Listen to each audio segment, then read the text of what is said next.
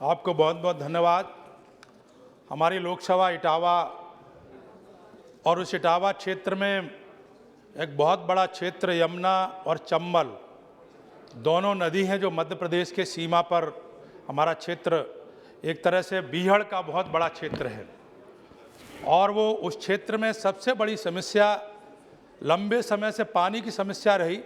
वहाँ पर बहुत दिनों तक मांग वहाँ पचनत पर परियोजना बनाने की चलती रही और दूसरी उस बड़े क्षेत्र में लंबे समय से मांग होती रही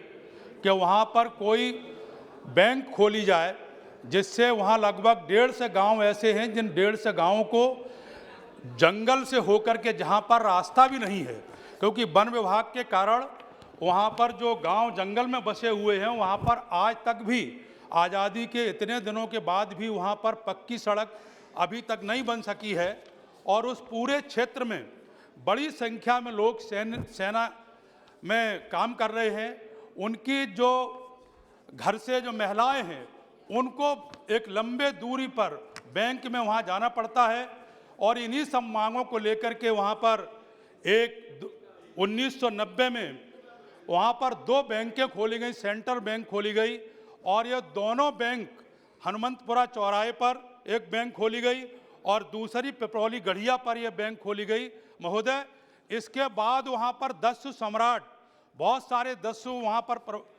पर खड़े हुए और बड़े बड़े गिरोह जब हो गए तो उसके भय के कारण वो दोनों बैंकें वहाँ से लखनऊ शिफ्ट कर दी गई और चक्करनगर शिफ्ट कर दी गई महोदय। वो 150 गांव अब वहाँ पर कोई दस्यु सम्राट नहीं रहे, कोई बड़े गिरोह नहीं रहे, लेकिन वो 150 गांव के लोग आज भी,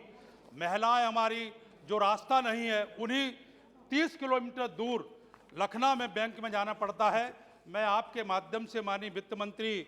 महोदया से मेरा अनुरोध है कि पुनः वहाँ पर हनुमंतपुरा चौराहे पर पुनः सेंट्रल बैंक को खोला जाए और पिपरौली गढ़िया में खोला जाए, जिससे वहाँ की 150 गांवों की समस्या श्री से मद्दिला मुक्ति गुरुमूर्ति मिल सके। बहुत बहुत धन्यवाद।